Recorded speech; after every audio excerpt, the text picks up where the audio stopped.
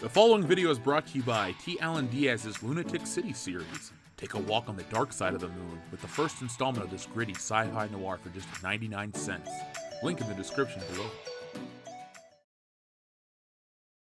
The following is a world-class Bullshitters exclusive. The weekend is a place where news goes to die. And last weekend, an announcement from the place where creativity goes to die, Lucasfilm, was released confirming the standalone Boba Fett movie was cancelled. Or in simpler terms, it was Boba fucked. Like most of you, I was disappointed by this news because Boba Fett was one of my favorite characters. I figured that in this climate, aka the worst possible time to be a Star Wars fan, that the advent of a Boba Fett film and the possible Ewan McGregor Obi-Wan film could bridge the gap between fans of the original trilogy, the prequel trilogy, and that dreaded sequel trilogy. But alas, that was not the case. In her infinite wisdom, the Earth Goddess, known as Kathleen Kennedy, has decided that the film doesn't need to be. This comes from Space.com, Star Wars Boba Fett movie 100% dead report. Lucasfilm President Kathleen Kennedy says the planned Star Wars Boba Fett film is 100% dead, according to Eric Weber of Critics' Choice. Kathleen Kennedy just confirmed to me the Boba Fett movie is 100% dead, 100% focusing on The Mandalorian, Weber tweeted. Star Wars The Mandalorian is the currently in production Star Wars television series planned for the Disney Play streaming service. It's unclear whether any aspects of the planned Boba Fett film could carry over into the TV series. Disney Play is expected to launch in 2019, with The Mandalorian also planned for a 2019 debut. That streaming service better pay off for Disney, or they're going to have a big problem. Hashtag don't hit the Disney Play button. In all seriousness, on paper it seems like a sound move. Pump up the second coming of Disney and their streaming service, put all of the must-see content behind a glittering paywall, and kill everything in the process? That may seem extreme, but Star Wars isn't doing too well. Last week I covered the fact that the brand is at an all-time low at retail. Hasbro won't say how much money it's losing, but Marvel and Beyblades are thankfully covering what Star Wars is losing. The name Star Wars is associated with negativity. We're currently in this culture war for entertainment. There's been an infection of this extremist bullshit choking the life out of geek culture. First it was video games, then comic books, and now Star Wars. And it stops with Star Wars. A lot of people fail to realize that Star Wars represents the bigger picture. If Star Wars is lost, then all is lost. If you're asking yourself, isn't Star Wars already lost? I'd say no. Solo failing, merchandise rotting, and people being vocal in their criticism of Lucasfilm and their management are all good things. It's a sign that people care and that politics of the mid to late 2010s just don't belong in the galaxy far, far away. They belong in a dump next to all the Rose Tico toys and E.T. Atari cartridges. A person who doesn't care is Kathleen Kennedy. We've talked about her a lot. She's the face associated with the demise of Star Wars. Every decision she has made has been worse and worse over time. It's the sort of thing Lando Calrissian fears. With the news of Boba Fett's film getting the axe, one thought came to mind. Why? Why cancel this film? Star Wars can have 1,000,001 shitty projects on the back burner, but the one that really excites the fans gets the axe? This all stems from mismanagement. Lucasfilm knows who's popular in the Star Wars universe, who sells, who has a legacy that some feel is undeserved, but can't deny the popularity. We're talking about a little character called 21B. This little medical droid is all that is good and pure in the Star Wars universe. Luke got ravaged by the Wampa, 21B fixed him up. Luke lost his hand, 21B fixed him up. Apparently appeared in Return of the Jedi? Yeah. In all seriousness, there are only a handful of characters that have an aura that surrounds them like Boba Fett. Since almost the beginning, there has been a mystique to the character that engaged the fans. From his first mysterious appearance at the San Anselmo Country Fair Parade, to his appearance in the Clone Wars, Boba Fett has always been a name that excited the fans.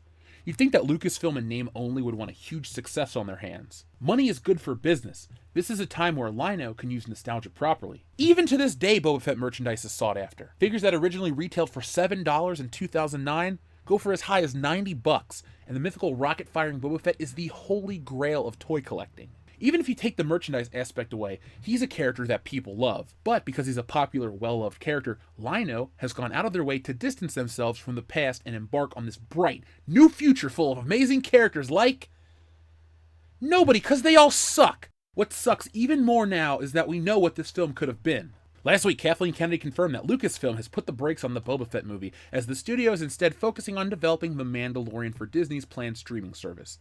Now, Entertainment Weekly has revealed that the movie, which has been in the works since 2013, could be resurrected at some point, but is indeed dead for the time being. According to this site, the plan was to put the spotlight on Fett and the other bounty hunters who appeared on the deck of Darth Vader's Star Destroyer during The Empire Strikes Back. Whether or not that's an indication whether it would have taken place around the time of that movie rather than after Return of the Jedi is hard to say. No, it's not, because Boba Fett died. But it definitely would have been fun seeing those characters get some attention, especially as they're A, fan favorites based on appearance alone, and B, have only been given any love in comic books and video games up until now. Unfortunately, Boba Fett has seemingly been cursed from the start, as Lucasfilm was planning to show a teaser clip at Star Wars Celebration in 2015 before Fantastic Four director Josh Trank was fired from the project and it was put on hold. We were so close to a film featuring all the Empire Strikes Back bounty hunters. Lucasfilm? You done fucked up now! This could have been the greatest post-Lucas Star Wars film. The concept alone gets me hard. I know the McGregor Obi-Wan film that wasn't was surprisingly interesting, but this would have been even bigger. What sounds more compelling? A group of the best bounty hunters in the galaxy working for possibly Darth Vader on a mission to bring in top rebel officers like Princess Leia? Or more films about lifeless characters who are graded on the color of their skin and not the content of their character? What a nightmare. I'm not alone in saying that anything sounds better than the latter choice. It seems like Lino hates Boba Fett, or what he represents, the George Lucas era. Lino really wants the old fans out so they can bring in this new generation to keep the longevity in the Star Wars brand going. But it didn't work. This film isn't the only time they denied us some Boba fun. Star Wars 1313 was a cancelled video game that was supposed to revolve around Boba Fett in his early adulthood, navigating past scum of civilization in an underground area of Coruscant known as Level 1313. That sounds awesome. If I'm Lino, and I hate fun, the first thing I do is cancel that. Thankfully, we got a game that was better than that concept. Oh.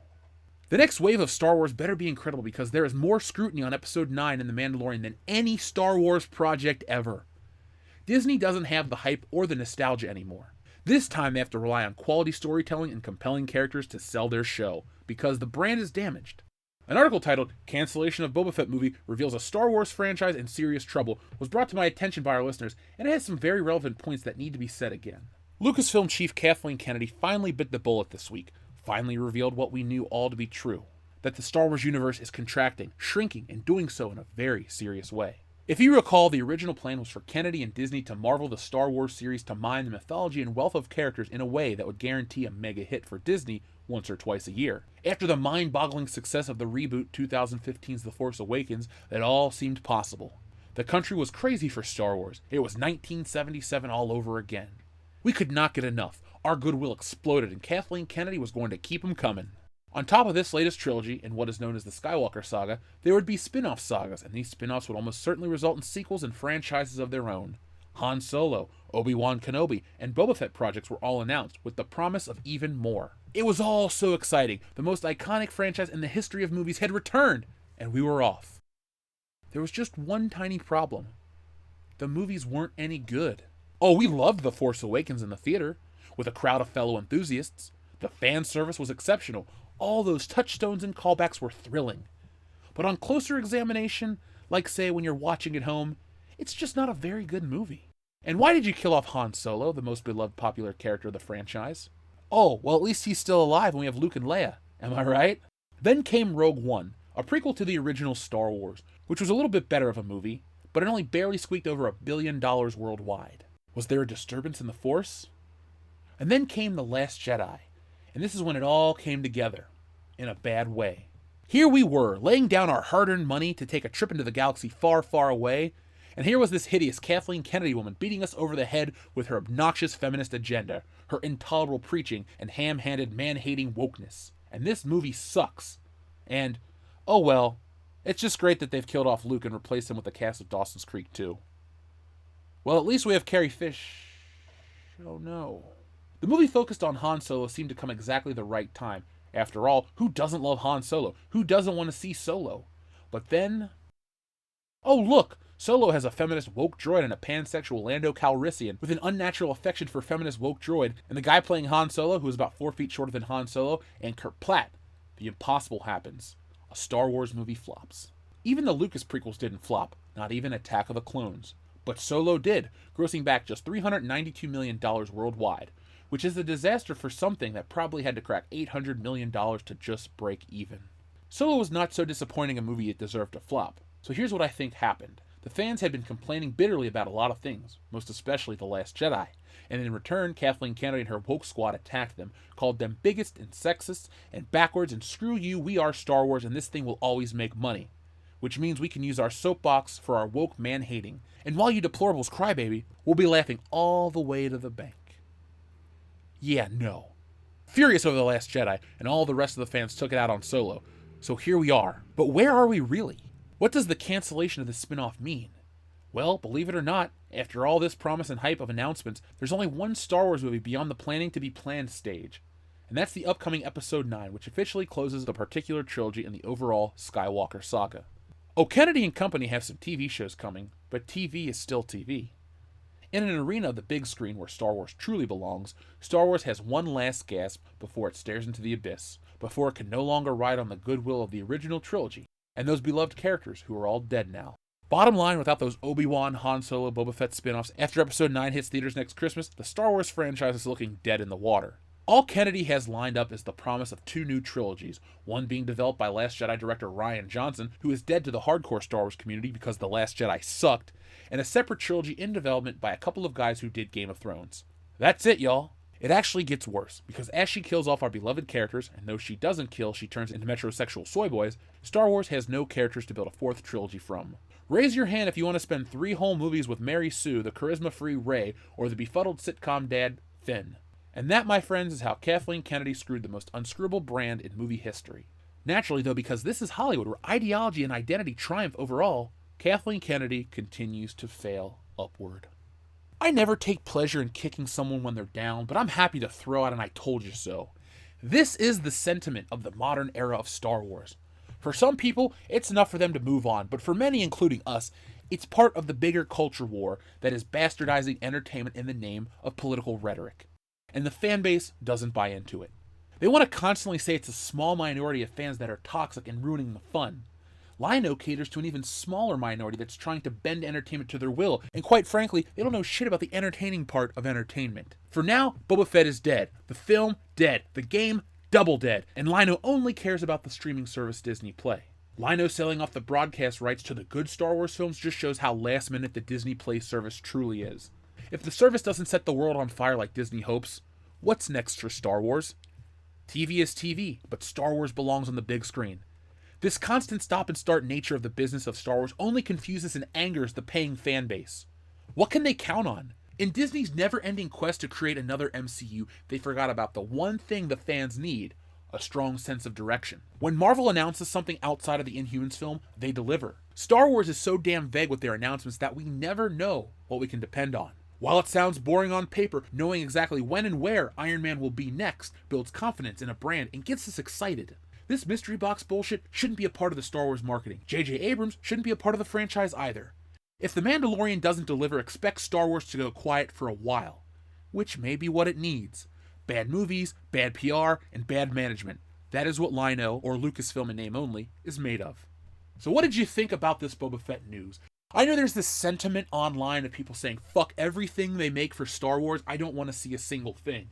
Deep down, I just want a good Star Wars movie, and I know that a Boba Fett film in the style of Logan, directed by James Mangold possibly, could have been the movie we need. A Vader, a Boba Fett, characters like that can be played by anybody in a suit, those are the characters that you can milk and mine forever. Alden Ehrenreich never had the charisma of Harrison Ford, and he looks nothing like him. Solo failed, for many reasons. One, because Lucasfilm told the fans to go take a leap. Well, we told them to go fuck themselves. So this whole situation is gross, messy, nasty, dirty, but there's a silver lining. We could get that Star Wars break, and Kathleen Kennedy could get a little break called permanent retirement. But right now, what's important is for you to let me know how you guys feel about all of this. Tell me down in the comments below, and I'll be checking those out. If you've noticed, we've been going out of our way to put out more videos, so if you could do us all a solid and share this video everywhere you can, even if you have one social media follow, just give this a share, because YouTube will know that you love us. Also, when you're done here, check out some of our other videos. We got tons and tons of content. If you're new, welcome to the channel. If you're old, hey, still glad you're here. But we've reached over 15 million views on YouTube, and we're going to continue to grow this channel until the end of time, or until, YouTube kills itself. But until that happens, guys, check out all of our content, and let us know what you'd like to see here on World Class Bullshitters. If you're a super fan of this channel, check out our Patreon page. $1 a month goes a long way. $5, which is only 17 cents a day, goes even further.